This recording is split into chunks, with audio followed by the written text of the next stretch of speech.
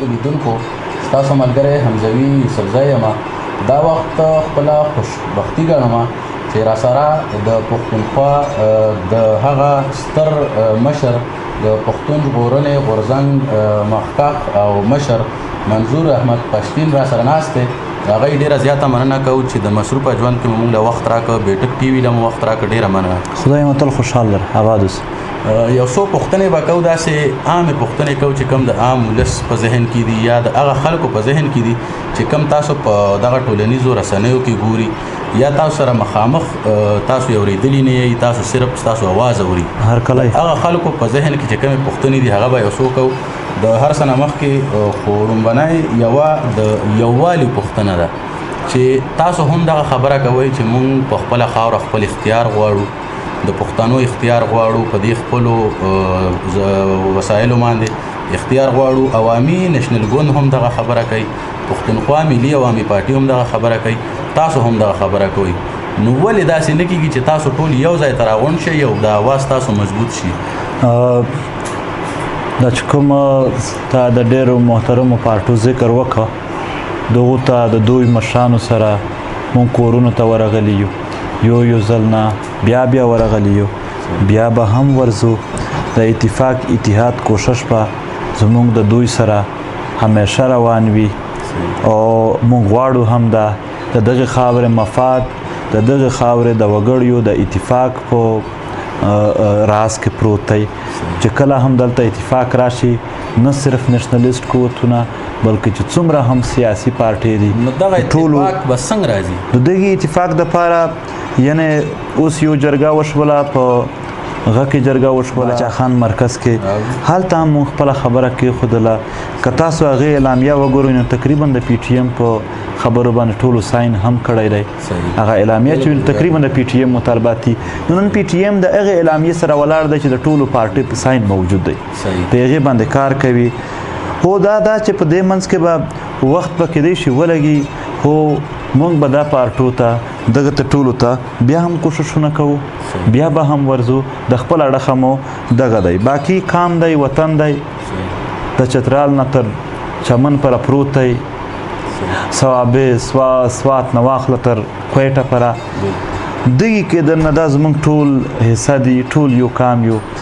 دغې کام که داسې څه کمی په مونږ کې ویني چې دغه ځای کمی دی، نو په دې حواله سره به دا اتفاق نور هم مضبوط شي. مونږ د کام خبره ته ناست. تاسو چې کله ستاسو نوم واوري خلک منظور پښتین یا پښتون ژغورنه غورځنګ، د عام ځوانانو یا د دغه نوي زلمو په ذهن کې یو سوال راشي چې یاره که منظور سره ما تصویر وباسه نو ما ته به څوک څه ووایي، که د منظور سره زه میلاو شم نو ما به څوک ورک کړي، زما کور ته به څه زیان ورسي. د دې په هکله څه ویل وغواړئ دغه خلکو ته؟ آیا تاسو دومره مشکوک یئ؟ یره یې خوره کړې ده دغه قوتونو، د دوی سره ما سوا د یرې چې خلک ویروي، پروپیګنډې وکړي، د خپلو کړنو هیڅ حساب نشته، هیڅ جواب ورسره نشته دی. وارخطا دي داسې څوک چې په تصویرونو یا په دې لاره کې په تګ وارخطا کېږي، هغو ته صرف دا وایم چې که تا ته دا هر شی حق ښکاري او بیا هم ته د دغې تحریک ملګرتیا نه کوې، نو د خپله خاوره ته یو ځل ور وګوره، څنګه به د خپلې سترګې ورټیټوي، څنګه به دا وبس کې. دا د دغې خاورې ضرورت که اتفاق اتحاد وي او د دغې خاورې د انصاف وي، نو یووالی پکار دی. ولا زه خو نه پوهېږم چې څنګه د دغې پردي قوتونو نه دلته بیا یو پښتون په خپله خاوره ولاړ دی او یره هم ځینې محسوس کوي. موږ پرې پروا هم نه کوو د دغې کیسې. خدای به دا هم چې عام ملګرو ته دغه ډاډګرنه ضرور ورکوو چې په یو ملګري هم زموږ تکلیف وي. پی ټي ایم چې د دنیا په کوم ګوټ کې موجود دی، دا به د سره داسې ولاړ وي، داسې چې دا دومره غم پریشاني به په ده نه وي لکه هغه چې په ځان تېروي. موږ تر اوسه پرې یو ملګری هم داسې نه دی پرېښودلی چې هغه ته څوک اول خو تکلیف رسوای هم نشي. دا زموږ وطن دی چې وی هم رسوي، دا تحریک دومره کلک ورسره ودرېږي چې په دنیا کې د هغې کس چې یونیک هم رنګېدلی وي، په دنیا کې د هغه یو مقام هم وي، په دنیا کې د ده لپاره یو سټرنث هم بیا راجمع شي. ډېره زیاته مننه کوو، ستاسو ښکلي جوابونه هم را روان دي په تفصیل سره. یوه بله پوښتنه دا کوو چې آیا تاسو اوس چې دلته کې راغلي یا دغه پښتون وطن کې ګرځئ نو تنظیم سازی هم کوئ، تنظیمونه جوړوئ، آیا دا تنظیم سازی یا د دې په شا څه مقصد دی ستاسو او یا په راتلونکي کې تاسو یو سیاسي پارټي جوړیږئ یا نه جوړیږئ یا دا تحریک دی؟ تنظیم سازی ضروری په دې وي چې چېرته خو به دا معلومه وي چې څوک د احتجاج اعلان وکړي، څوک خو به دا هم وایي چې دغه ځای کې کوو. نو د دې لپاره د تنظیم ضرورت ډېر سخت وي. تنظیم چې نه وي ملګري منظم نه وي. مثال دا کومه یو علاقه ده په کې یو ملګري ته لږ څه تکلیف پیښ شو نو هغه به په چا غږ کوي. نو چې کله تنظیم موجود وي هغه تنظیم ته ویلی شي. نو تنظیم هغه شی دی چې هغه خلک منظم ساتي، یو ځای ساتي، دا ډېر ضروري وي. باقي مونږ د پارټو یعنی د یو سیاسي پارلماني پارټي په طرف باندې د تګ اراده نشته دی، خو یو مزاحمتي پریشر ګروپ په امن طریقه سره دغه لپاره به پی ټي ایم تنظیم سازي هم کی پښتانه ځوانان ښه ورته تکړه دي او ډېر زر به وویني چې هم تاسو کله د سیاست طرف ته څه اراده هم نشته نه تلل غواړئ او دا چې کومې مسلې تاسو یا دغه ستونزې دي دغه زموږ د اختیار مسله ده چې اختیار نشته په خپلو وسایلو یا چې نورې څومره مسلې دي دا ټولې مسلې چې دي هغه سیاسي دي. نو چې تاسو سیاست طرف ته تلل نه غواړئ، تاسو تحریک نه تلل غواړئ او دا مسلې سیاسي دي، نو بیا به د دې منځ کې وبخئ د کنفیوژن لرې کوي. سیاست هر اجتماعي کار، اجتماعي مسایل حل کولو دپاره چې څومره هم کوششونه کیږي دا ټولو د سیاست وایي. سیاست یو پارلمانی وي یو غیر پارلمانی وي. غیر پارلمانی کوم چې پی ټي ایم دی، پی ټي ایم هم یو پولیټیکل تحریک دی، یو سیاسي تحریک دی، خو صرف د لاره غیر پارلمانی ده. د غیر پارلمانی د دې دپاره دا چې دلته په دې خاوره باندې د دې ولسونو چې کوم ضرورت دي د هغو دپاره چې د کوم یعنې خبرو ضرورت دی په کومه طریقه ته کولی شي چې ته پابند نه وي د چا، یو آزاد او یو پراخ سټیج ضرورت لري. نو دا د دغې خاورې ضرورت دی چې دته یو آزاد سټیج مهیا شي. نور سیاست د پی ټي ایم هر ملګری د دغې وخت د دغې خاورې زه یو بهترین سیاسي ورکر بولم. خو صرف دومره دا هم اوس باچا خان یو تحریک چلولو، موږ دا نشو ویلی چې تحریک غیر سیاسي و، د خپل کام راغونډولو یا خان شهید کولو، دا ټول پولیټیکل مومنټس دي. خو صرف دومره لار وي چې یو غیر پارلماني وي یو پارلماني وي. فی الحال ولسونه پارلمان ته ډېر زیات احترام لري، خو بیا د دغې پارلمان واک اختیار چې کوم دی دا زه نه پرې خبره کوم، خو عام ولس یې ډېر واضح ویني. نو په دې حواله سره دغې کام ته د پارلمان د بیان هسې پارټۍ شته دی، سراسره دلته په ځمکه باندې د خپلو وطن دپاره ودرېدل ضروري دي. اوس زه تازه مثال درکوم، عرفان الله افریدي، نو ته څه وایې په پارلمان د ده مسله حل کېدله؟ نه، خو هلته ولسونه راپورته شول،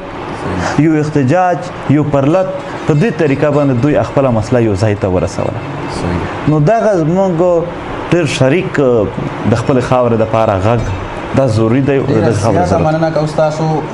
اخیري دوه درې پوښتنې کوم او هغه ستاسو د ذاتي ژوند په هکله کوم چې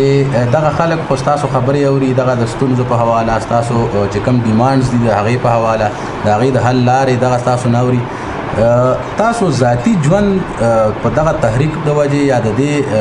احتجاجونو د دې د وجې متاثره شوی به ظاهري خبره ده، خپلو بچو سره یا د خپل کور کې یا د خپل چم ګاونډ کې څنګه چې عام خلک د خپل ګاونډي سره ناستي ګپې شپې لګوي د یار دوست سره ځي، هغه ژوند مو څنګه اوس روان دی؟ د دغه نه خیر موږ تېر شوي یو،